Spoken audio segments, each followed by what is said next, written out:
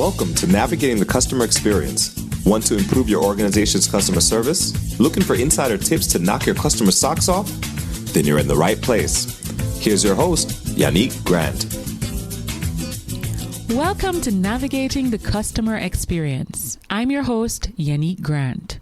On today's episode, we're going to be speaking a lot about customer experience, and we're going to be speaking about one of the brands that I absolutely love and adore. Today's episode is going to be another solo episode, and I just want to start it off a little differently by sharing a quote from one of my favorite people, Maya Angelo. Now, Maya says, "I've learned that people will forget what you said, people will forget what you did, but people will never forget how you made them feel." I think it's so important in every interaction that we have, whether it's face-to-face, whether it's over the telephone, whether it's, an internet-based connection, that we really aim to ensure that when people finish interacting with us, they feel good. Because sometimes they won't remember exactly what you said verbatim. They probably will not remember all the specifics of what you did, but they're going to remember how the experience or that interaction made them feel. So we should always aim to ensure that our customers feel good after interacting with us. Now, I know you're probably wondering, what is this brand that Yanique is speaking about? Well, the brand is Apple. So for those of you who know me personally, who listen to my podcast, you'll know that I'm an avid Apple user.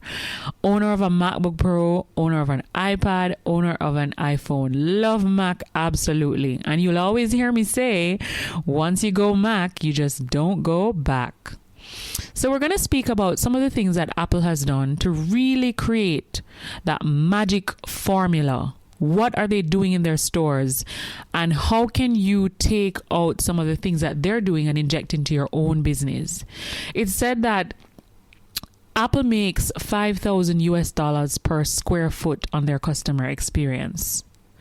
And that is really amazing. That's when you compare that to other brands, Apple is performing like the brand Tiffany's, the jewelry place. So there's no reason Apple should have all the fun or all the revenue, because you can do exactly what they're doing. You just need to ensure that you're doing the right things at the right time. So anyone can emulate Apple's success in retailing by using the same principles of great customer service and customer experience. So the first tip we're going to look at that Apple really emulates in their business is they focus on getting the first moments right with every customer. The first moment a customer spends with a business can be disproportionately affect how the customer remembers the entire encounter. Because of the way the human memory works, if you get off to a bad start with a customer, it's very hard to recover. While if you do a spectacular job in those first few minutes, and it becomes a lot much easier to coast through to the finish line. So Apple therefore strives to make sure that your first few moments in the store go well. There are two discrete elements to Apple's success here. Most visibly, they post friendly, enthusiastic, knowledgeable greeters near to the front door, whom I've experienced myself, whether it's in Florida or it's in Minnesota or it's in New York or it's in Chicago. Every time I go into an Apple store, regardless of the location, I'm greeted by someone who's friendly, they're enthusiastic, and they're knowledgeable, and they're right there at that first point of contact. The only task for this shepherd is to tell you where you need to go, and they're there to help you avoid the potential disorientation and stress that could otherwise be induced by the bustling store environment, because their store is always packed. So to take this step up a little further, they encourage you, well, before you get to the store, to assist in creating a successful entrance experience by pre-scheduling your visit via the Apple Store app. That to me is just amazing. So if Apple succeeds in getting you to do this, it means that when you get to the Apple Store, the greeter can even be more easier for you to interact with to get you where you need to go. So those, that's definitely step number one that they're definitely doing differently from their competitors. Apple also respects their customers' time. The Apple Store app and Apple Online scheduling options not only help reduce the initial stress of arriving at the Apple Store, they ensure that a customer's visit makes efficient, productive use of the customer's time. So if a customer wants help with diagnosing a flicker in their MacBook Pro screen and only has 45 minutes to spend on the errand, there's a good chance they can make it in and out of the store within that time frame. So does your business respect your customers' time? Because customers today are very busy people, often working on unusual schedules, and they appreciate those businesses that treat their time with consideration. The next big thing that Apple is doing is they're hiring employees who have the right personality traits for customer service. In almost any electronics store, the people selected for employment have to be enthusiastic about technology. And the fanboys and fangirls who work at the Apple Store are no different. But Apple doesn't think this is enough. They strive to hire prospective employees who are also good, empathetic listeners. The reality is that in this age of consumer skepticism, a business is not going to succeed by giving a hard sell. Providing great customer service, in fact, is as close to selling as the Apple Store gets. So I'm not sure if many of you are listening to this episode are familiar with the book by Dale Carnegie, How to Win Friends and Influence People. That book is a book that I believe every business owner, every salesperson, every customer service person, every person in life should read that book at least once or twice per year. Why? Because the book focuses so much on developing your personality, understanding people, ensuring that you have the right personality traits, ensuring that you are being a quality human being by listening effectively when you're in conversations with people. So when you're thinking about hiring, you need to think to yourself, are you systematically hiring the employees who are most likely to succeed with your customers? So it's very important for you to really focus on that thought. That's a question you need to ask yourself each time you hire a new employee for your business. The next thing that Apple does is they train and train again. It's not enough to hire employees with potential. Success with customers requires top-notch customer service training. This should start at orientation and continue at intervals throughout the employee's career with the company. To take just one Apple example, employees are trained right at orientation that a successful customer engagement depends on deploying Apple's systematic process. And Apple stands for approach, probe, present, listen, end. They're trained in how to tailor this formula to the individual customer. An employee can't be expected to wing it here. Training and retraining is what it's really called for. So, does your business invest in customer service training annually, semi-annually, quarterly, monthly? Are you looking at opportunities to constantly be injecting these people with the DNA that they need to succeed in every customer service experience that they have over the phone, through your social media, face to face? Because if that's not what you're doing, then you're not going to succeed. It's essential for employee onboarding through periodic reinforcement to larger scale training workshops.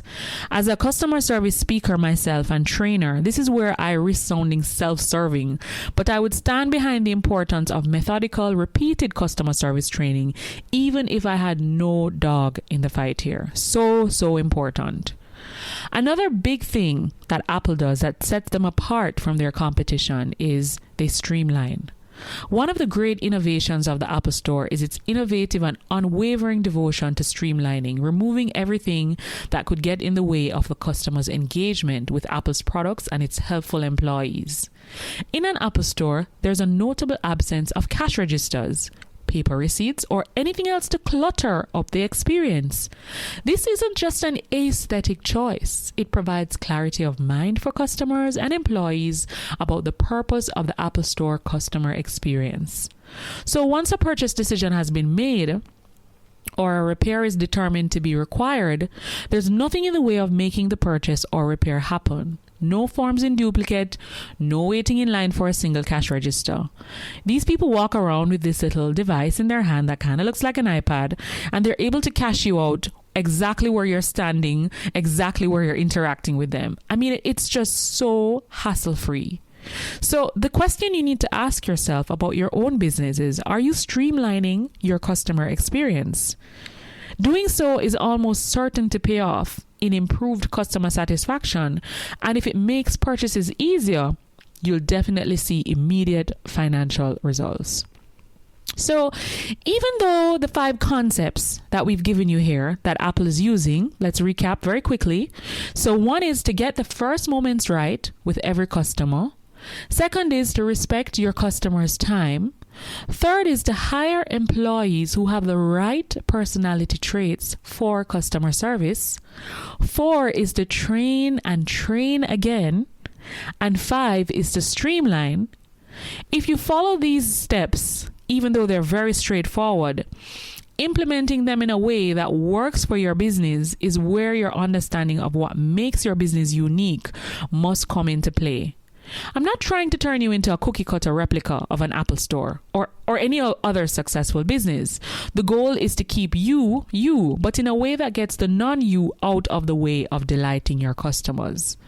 Apple actually invented almost none of these concepts. They borrowed them most visibly, in fact, from the hospitality methods of great 5-star hotels. But by putting them back into play in a very applicable way to their business environment.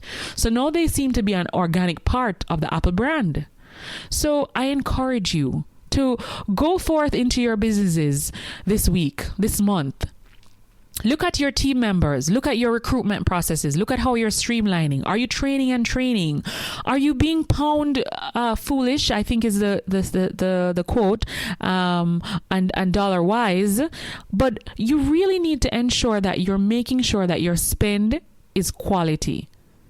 Because if you invest in the development of your organization through your people and through your processes and through how you streamline and just how the experience goes for your customer, what does that journey look like for them? Is it one that's seamless? Is it one that is hassle-free? Is it one that delights them? Then I guarantee that you're going to see lots of dollar signs at the end of each experience that your customer has with you. And the good thing is they'll go out and become evangelists of your business. So you can actually now use some of that money that you're using for marketing and advertising and reinvest into making that delight a repeat experience for your customers. So I hope you enjoyed this solo episode, and I'm going to ensure that I put the link for the book, How to Win Friends and Influence People by Dale Carnegie in the show notes. And I'm also going to attach a very unique video that I found on YouTube, and it's a very unique way that Yanique actually used to hire for a marketing position a couple of years back. I thought it was very unique and very unorthodox, and I'm going to share the link for that in the show notes. And I encourage you to watch it and take away the principles that come out of it, very similar to the principles that come out of the Apple experience. So we're wishing you a fantastic day. Be amazing in everything you do. Thank you for listening. I'm your host, Yanique Grant. We really appreciate your support of this podcast. Are you ready to grow your business even more? Or improve your leadership skills? Or train your team members in the art of customer service? Give us a call at 305-848-0815 or visit our website at www.yaniquegrant.com. That's YANIQUEGRANT.com. Remember, 305-848-0815 or visit our website at yaniquegrant.com. Our new online course, Mastering Customer Experience and Increasing Your Revenue, is now available. The link for this will be on the show notes of each episode starting September 7, 2016. The first 2 modules are free, so hop on over, have a look, and take the steps to increase your revenue. Thanks for listening. For more awesome resources to take your customer service game to another level, head over to navigatingthecustomerexperience.com. See you next time.